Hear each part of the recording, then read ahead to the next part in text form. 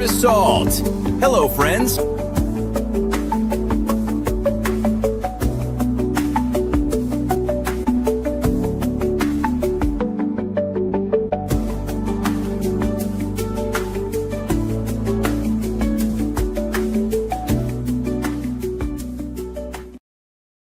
Welcome to Shiro Coffee Chat. We hope you've had a great week, and thank you for joining us today. We've got a full cup ahead, so grab your Shiro coffee, because we're taking a spin around the Shiro resource table.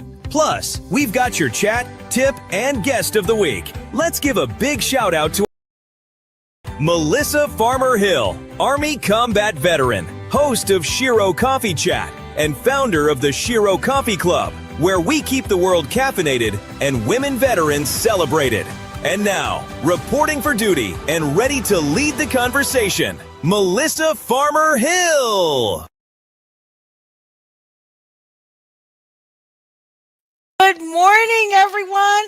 As you guys can see, I am playing around with this AI, and I am really enjoying it. I'm hoping to make it better and better and better and better each time you see us every week. So yes, aerosol, and welcome to the Shiro Coffee Chat, where coffee meets conversation. And today, we've got everything you always ask for. We've got your chat of the week. We've got your tip of the week. We got your guest of the week. But the first thing we want to do today is take a spin around the Shiro resource table. If I sound like I'm breathing really hard, that's because there was a lot going on this morning, but we are still going to have a great show, right?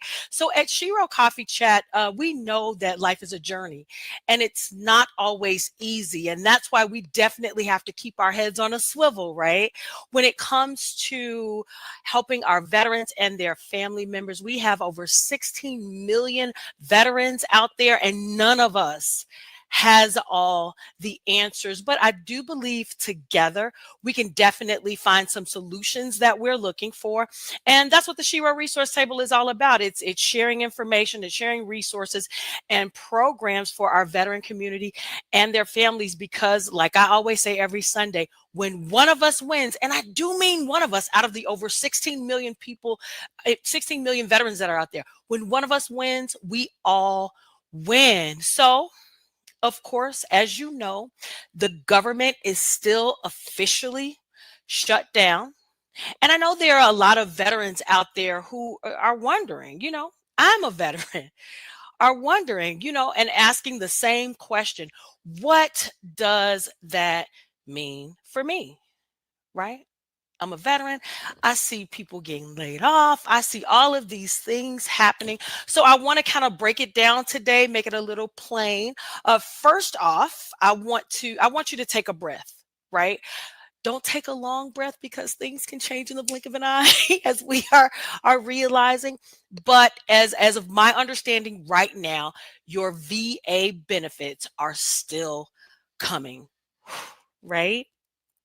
According to the Department of Veteran Affairs, disability payments, GI Bill housing, stipends, the stipends for the GI Bill housing, and your pensions are all funded and will continue to hit your account per usual. All right. So VA hospitals and clinics and vet centers, they're all still open. And if you have a medical appointment like me at Jesse Brown on Tuesday, shout out to Jesse Brown in Chicago. If you have an appointment or a prescription refill, all right, continue to go to your appointments. And my goodness, make sure you are getting your refills, because those services are considered essential, and they won't be interrupted. So as far as we know now, according to VA's contingency plan, some support programs and admin services are on pause right now. Okay. And you might be aware of that. You may have been involved in a program that it's kind of slowed down or just completely placed on pause. So you've got things like the the job transition, you've got education processing, you've got all of those things, and also benefits, new claims. Oh my goodness, you guys, new claims may be on pause. So if you filed a claim recently, or you're waiting for some paperwork, just make sure that you have some patience and understanding as to what's going on. Those things could be delayed. Now, one of the things for sure is the COLA, right? Are you familiar with the COLA, the cost of living allowances?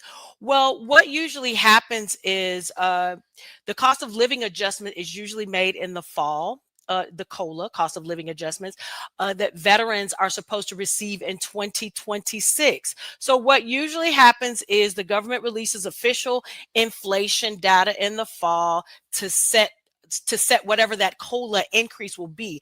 But because certain agencies are closed, we don't have that data, which means the COLA announcement is delayed too, but it doesn't mean that it's canceled. It's just postponed until the numbers can be finalized. So like I'm telling you now, and organizations like VFW, organizations like American Legion and DAV, we're trying to reassure members that these essential services are still up and running. So your payments, your health care, and your prescriptions right now at this time are secure.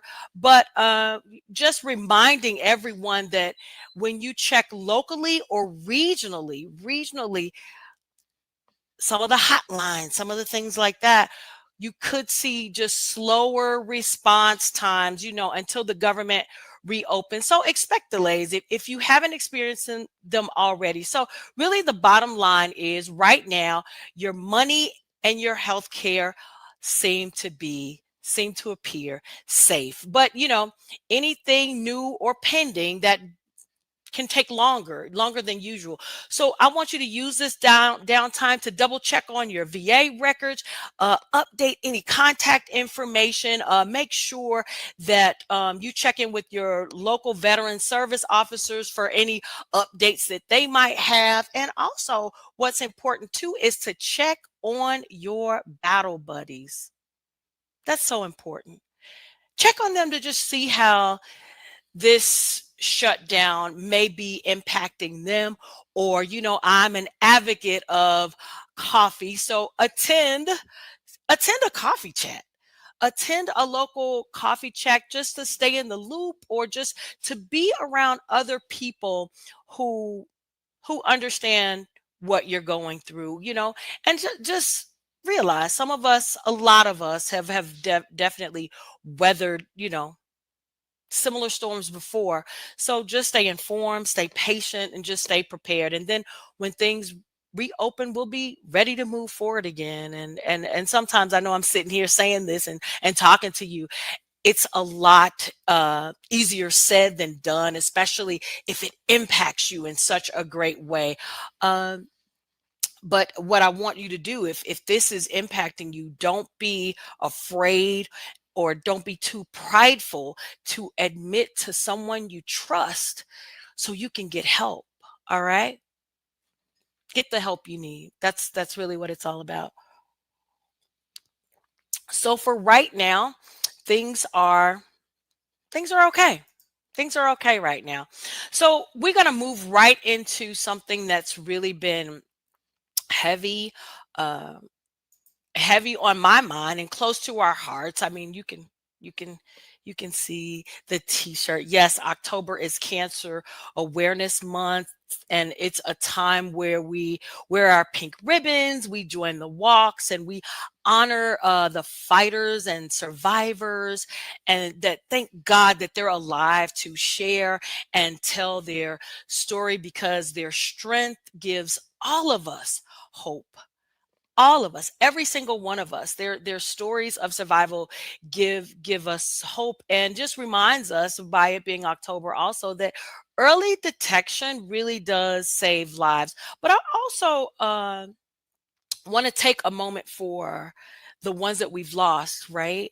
Because cancer doesn't just touch lives, it definitely changes the lives of not only that individual, but the people around them. In my own life, I've lost family members, my grandfather, my grandmother, my nephew. I have two uncles, some of them, they had a long, hard fight. And some of them were taken away too soon. But each of their names and, the memories that we share, I now have them. And it truly reminds me that life is a gift. Let's not take that for granted. Life is a gift, but life is also fragile. So I'm grateful for October, for Cancer Awareness Month, because we should be taking care of ourselves, right? And according to the American Cancer Society, this year alone, in the US, we have 2 million new cancer cases, 2 million within this year that will be diagnosed, and then around 618,000 people will lose their lives to this disease. Let's take a pause for that. That's 2 million new cancer cases alone this year. Take a pause for that. 618 people will lose their lives to this disease. And of course, we know that cancer can range from babies all the way up until, however long a person has to live their life. But most cancers are found in people over the age of 50. And this is a testament to why screenings and preventive care matter more than ever, especially now. And according to the National Cancer Institute, there are over, listen to this, you guys, there are over 200 distinct types of cancers. But then the thing about it, they categorize, the cancer by the parts of the body or the type of the cell where the cancer, where it began. But the other thing that I found really just eye-opening was, okay, we've got 200 types of cancers, but there are hundreds of types of cancer groups. These are subtypes. So, for example, there are more than 100 different forms of breast cancer alone, and it depends on the type of cell and the molecular profile. So it's not easy. It's not easy, and that's why research has to be done. And I guess that's why one single cure has been so hard to find. You know how they say fight for the cure? I'm not sure if this no. But you've heard it before, fight for the cure.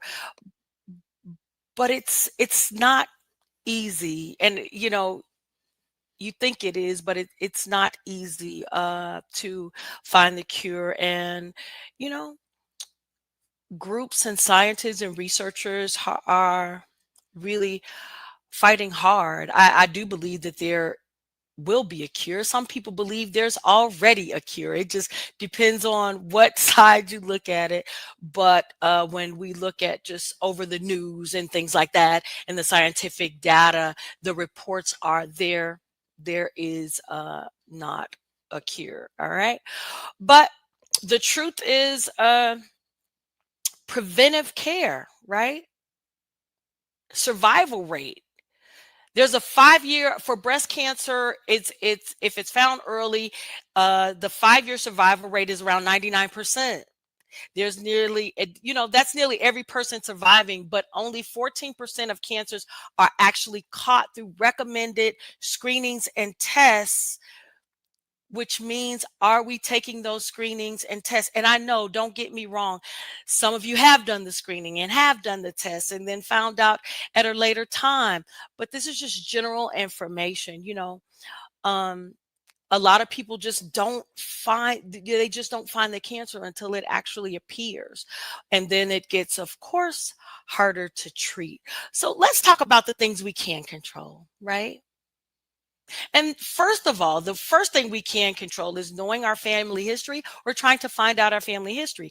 If cancer runs in your family, don't keep that to yourself. Share that with your doctor so they can tailor your screenings, right? And then second, follow the screening guidelines. You know, most women would start mammograms around age 40. If you can do it earlier, why not? And continue every 2 years. Pap smears should begin at 21, and then colon screening start at age 45. If you're a smoker, you know, there are these low dose CAT scans that you can do for lung cancer. So these three simple steps for men, women, and everyone can literally save lives. So today for me, it's about trying to uh, bring awareness to prevention. Okay. So that is really all that I have. Just let's make sure that, you know, in October, we are just not about awareness, okay? But let's be in action, right? Let's be in action for cancer with your screenings and things like that. And so that's all I wanted to say. I'm representing. I've got my shirt, Hope Fight to Cure. So I just believe that in the month of October, it's a great time to just become aware if you have not been all year. So this is the month to do that. And now we're going to move right into our tip of the week. How many of you have a fur baby? I used to have fur babies. I'm a cat lover. And I had Sophie and Carter and Clinton were my three fur babies that I had over my lifetime. And you know, you come to know your fur babies as family, right? And just like family, we want to know they're safe, right? That's why this week's tip is it's simple but important. And you tell me what you think because I want to tell you, get your pet microchip. What do you think about that? A microchip is just a tiny device about the size of a grain of rice, and it sits just under your pet's skin, usually between the shoulder blades. And it's safe, and it lasts. It's not a GPS tracker, right? This is not a GPS tracker. It doesn't tell you where your pet is, but it does store a special ID number linked to your contact information in a national registry. And here's why I think, you know, it matters because if your pet ever gets lost and ends up at a vet or an animal shelter, guess what they can do? Can you imagine if your pet got lost and ended up in an animal shelter? Guess what they can do? They can scan that chip, pull up the details, and then they can call you. A lot of apartments are now requiring that pets, which I think is, again, I think personally is a good thing. They're requiring that your pet is microchipped. So that way, because when I lived in an apartment, I had a neighbor just just in the parking lot, just bawling. And I knew that neighbor, and I'm like, what's going on? And then he was like, my baby, my baby. And so the beautiful thing is, guess what?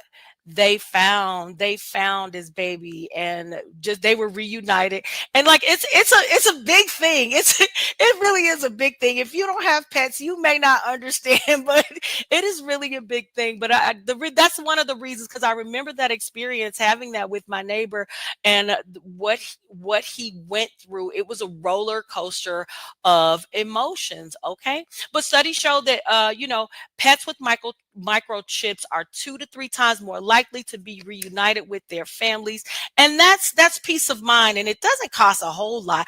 I currently don't have a pet, but they say it ranges anywhere between 25 to 50 bucks, maybe add 50% for inflation. I'm being funny. And And it takes less than a minute to insert. But just don't forget, most important, the chip only works if your information is up to date. So please, please, please make sure you keep that information up to date. And it's a way to say I love my fur baby. It's a way to just have that peace of mind, like I said earlier. All right, so that's the tip of the week. Consider microchipping if you haven't, guys. Make sure you consider that. And now we are going to go into my favorite part of the show, you guys. Kate Zenna is a Canadian Academy Award nominated actor who has guest starred in the U.S. network series such as Queer as Folk, The Fosters, Nero Wolf, and Brothers and Sisters. She is also the star of the CBC family drama movie Port Hope. Beyond her acting career, Kate is a dedicated dog rescuer. Oh, so she can tell us a thing or two about this microchipping when she comes on. And the heartbeat behind a powerful film and growing community focused on bringing attention to the mental health challenges facing active duty military members, veterans, and their families. We recently had a screening of her film, you guys. I got to take a drink to that. I hope you have your Shiro coffee too. But I was blown away by the screening and all of the info and what it captured in such a small amount of time. But I'm not going to waste any more time. Let's bring on, I am proud to introduce her, Miss Kate Zenna. You're amazing. You need a giant stage in a stadium for your enthusiasm and your passion behind everything you're doing to make the world a better place. You're amazing, Melissa. It's such an honor to be asked to be part of what you are doing for veterans. Kate, I cannot tell you. Now let me just explain to those of you who are watching. I had a guest to cancel. And after I saw the screening, I'm sitting up there I'm like, no, she's busy. She's probably got. So I'm going through all of the things in my head and I'm like, nope, stop. Just ask. It's easy. It's either a yes or a no. And if it's a no, you can move on from that. But I am so blessed to have you on the show. Let's talk about, I want to talk about so many things, but let's talk about the film IDYLLWILD. Tell our audience, what is the film about? I gave a little snippet, but can you just kind of elaborate on that? I will. I have so many things I want to share too. I'm going to go back to what you just said, to ask the question, because it's either going to be a yes or a no answer. And so often we stop doing something because if we don't recognize that we are actually afraid of the no answer. And the reason we are sitting here together today is because I heard in my head, oh, they're going to say no, it's a no.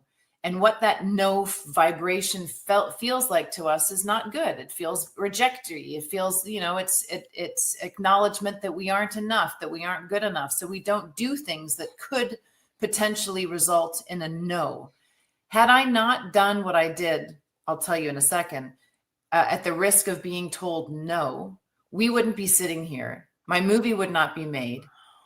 I wouldn't be able to be helping people, inspiring and pushing myself to do even greater, bigger things. Now I'm learning to do things, even if the word no is going to come at you, is a muscle. It's in the same realm of asking for help, actually, which is another thing I wrote down when I was listening to you. For any veterans who are struggling to go and do something, I don't know what to do. I don't know who to call for my mammogram. I don't know what to do for my screening.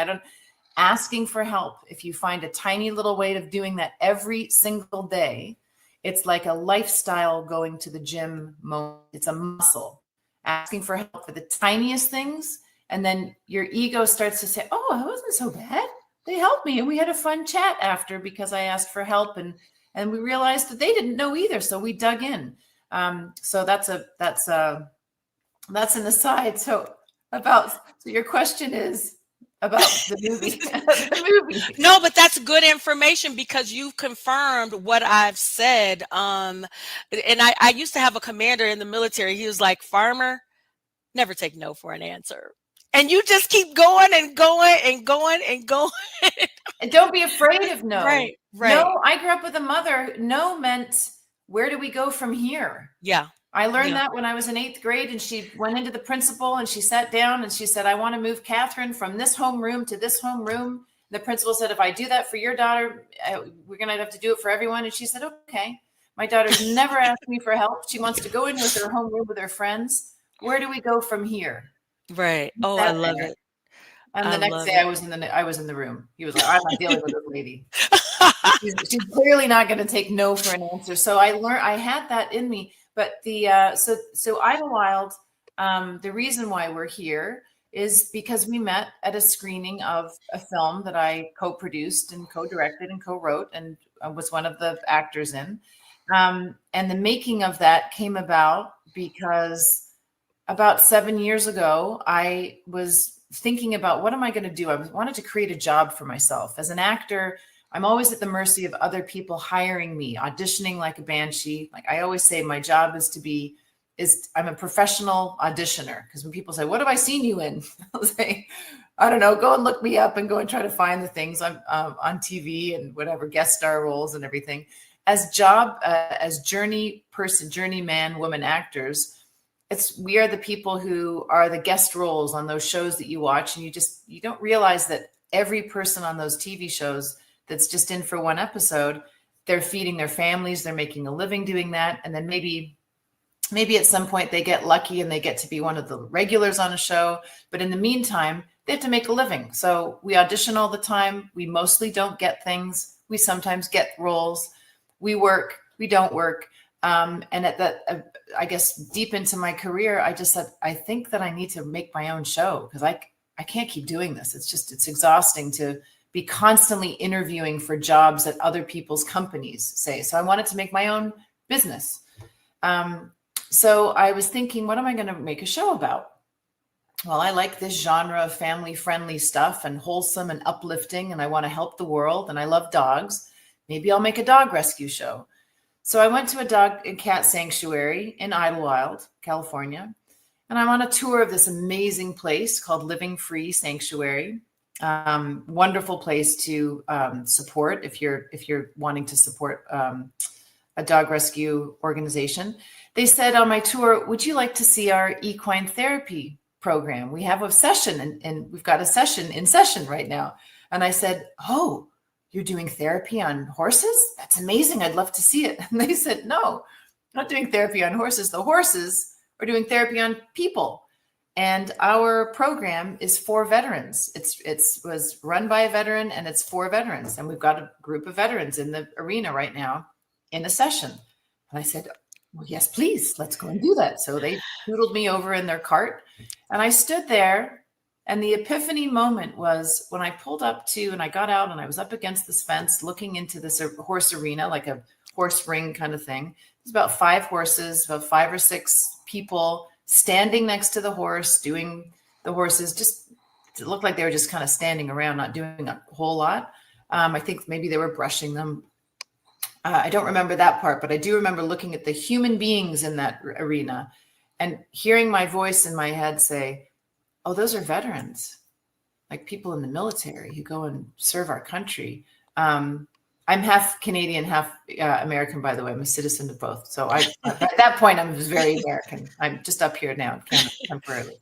So I'm looking at these people in the arena, and I heard myself say, wow, those people look just like me. If I saw them out in the world at the grocery store, anywhere, I would never think, oh, that's a veteran. And I recognized somehow in that moment that I had this judgment. It was like racial profiling against veterans because it wasn't in my family culture. My dad was in the merchant navy. We weren't like military family people. So I just had this feeling like I could see that my judgment, my thinking was, why would you serve in the military? Why would you go off to war? Why would you do that? Why? And I thought, oh, they're getting a free degree. That was the thing that was going on in my echelon of society. That was the belief system. Very little understanding, very little connection. And when one of the veterans came over, he was a young man, probably late 20s. He told a story to me about a helicopter incident when he was in Afghanistan. And it was really harrowing. I'm not going to go into it. He did save his buddy from the helicopter. It just sounded unbelievably awful. And then he was sharing with me how how this horse work was really, really helping him. And I said, wow, this is my show, because I can't have more. I've got to help bridge the gap. This is ridiculous. These are amazing people, just like you and me, and they're coming back, and there's not a level of understanding to the degree that we should have. I think, so that's how it started. It's taken a long time. We've gone through different iterations. We've written many scripts. My co-creator, Paula Tiberius, who is just amazing, she and I have been working tirelessly to create this world called IDYLLWILD, and that's how we have found each other, you and I, Melissa. Wow.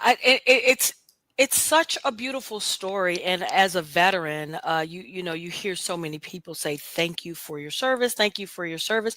And you get people with the questions, why would someone do that? It definitely, it may start, like for me, it may have started off with the GI Bill, but it definitely ended with doing something, being a part of something larger than myself. So I definitely transformed in my 20-year career in the military. But I love your journey from the disconnection with veterans or people who served to this amazing work of art and your understanding. Now, I got to ask you, what's your understanding and how do you feel about people who serve and veterans now? I will get emotional if I go too deep into it. It's right there. So I played the lead role in this. It's a short film. So I'll share with you guys that what we've created is a short film in order to go and make this bigger, to go out and make this thing into a bigger project, a bigger thing, a bigger movement is really what the vision is, because one tiny little film can do a little bit of good and get a conversation going. But I'm a little bit more tenacious, and I want to do a bigger amount of work. I want to really help people, and I want to really bridge gaps. And ultimately, I want to save dogs and do it all, but we can't do that if we've got wounds and we're struggling and we're disconnected. So to come together and be connected, that's how I see the world being better and how I can contribute to the world being a better place. So the long-term thing is I want to see this on TV every week, and I want us all talking about it. And I want it to be a place where everyone feels somehow they've got stake and connection to IDYLLWILD. And IDYLLWILD is just this representation of this place where we all can agree that we have hurts and struggles, internal invisible wounds, whether you're a civilian, a caregiver of a veteran, current military serving person, any person. We all have way more in common in that emotional landscape than we think. And so how I feel about veterans now, I understand a tiny bit more, because somehow I channeled something. I think I somehow as an actor dove in and found like this river current of emotional something. It's hard to describe, because when I watch the film, if you guys watch the film, you'll be like, that's you? That doesn't even look like you. When I look at it, you did a great job. I just want to say that. I don't want you to lose your thought Oh, well, thank you. I mean, which I find lucky. I am humbled by when people say that, because I just wanted to channel this woman. And this is, when I look at you, I know that my team, and the people who I've created this with who were not veterans, I've got a lot of horse equine therapy advisors. I've got a Christian youth ministry that does equine therapy they don't call it therapy. It's a ministry for Christ, and it's through horses, and it's actually helped lead me in my spiritual journey and my connection with Christ. But so all of us have we have this reservoir of emotion that's deep and that's common. So that's all I did when I was diving in to find Casey, to tell her story. It's to tell her emotional and share her emotional anguish. I mean, she is stuck, and we've all been in those places, no matter what our background is, where you feel locked in and you just can't get out of it. You've got so much that if you even step a little bit forward, you're just going to burst into tears and just crumble. So what I was going to say is that when I look at you, look at you. I would not look at you in any job if I was out in the world and think she's a combat veteran. Never, because we have these things from movies and television that feed us into, well, you got to be this tough, macho, butchy woman who's this, and she's out there doing, or she can't do that, or she's whatever we've seen. Those are the imprints in our brain. Yeah. And what I want to show people is that there is no answer. It's gray, gray, gray. There is no one person. There's no one look of what a veteran looks like. And I still fight against it daily, as I make this, move this thing along. Wow. Yeah. And I was going to say what I really like, what you said, because the film, it could be, it's focused on veterans, which is a great thing, but this film is for anyone who just, we have these things that happen in our lives, maybe not the way your character, experienced it, but we have similar things that happen in our lives, and just her journey through that. And another thing you bring attention to is it I might say it wrong. Is it equine therapy? Equine therapy. Equine therapy. And I do believe when we had our screening, there were veterans who weren't aware that this is a program that they do have within the VA. There are different programs all over. Mm-hmm. There's one here in Illinois, and I know you're focused on the one. Is it in California? Well, I'm focused on them. Any of them. They're all over. Right. The Congress released money specifically for equine Absolutely. therapy. It is an approved, validated mode of healing for mental neural pathways. It's so powerful. And there are so many equine therapy ranches all around the country, everyone, that are free for veterans. And we are right now working on a database to share with everyone. This movie is merely a hub to help all of you and civil. I want everyone to be doing equine therapy, because it's a healthy form of connection to get us back to our center. And you know what, Kate, as someone who grew up in the inner city and seeing horses on television and maybe at the Lincoln Park Zoo, at a local zoo or something like that, and never really riding them, this is a shock to me that something could be therapeutic. So I'm definitely interested. I'm definitely going to find out more. One of the blessings that we had at our VFW for the Veteran Resource Fair, we have local people that take care of horses and do shows and things like that. So they came to our resource fair where kids could get to ride, and adults could ride on the horse. Now, it's not therapy at that session, but just to be introduced, I think is an amazing thing. Now, so where are you in the process of everything that you're building right now? That is a great question. Some days I wake up and think, where am I in this process? Can someone please come and help me? Where are we in this process? Right now, we are in the process of putting together the feature film, and in regular and non, that sounds very Hollywood, putting it together.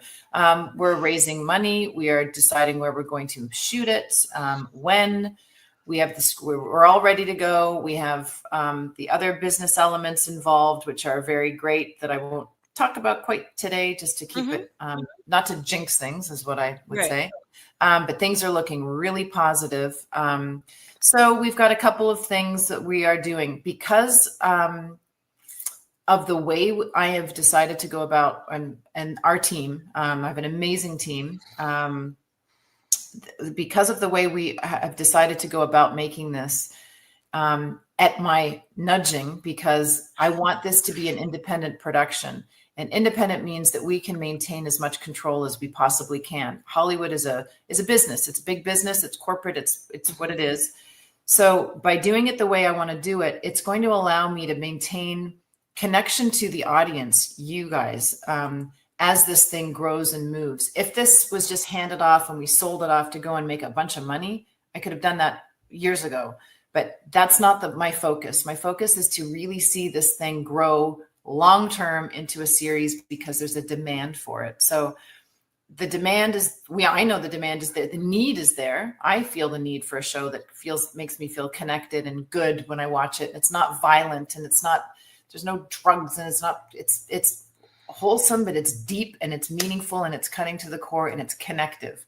So on that note, what I am working on now, what we are working on now is finding the people like yourself and doing these private screenings of the small film.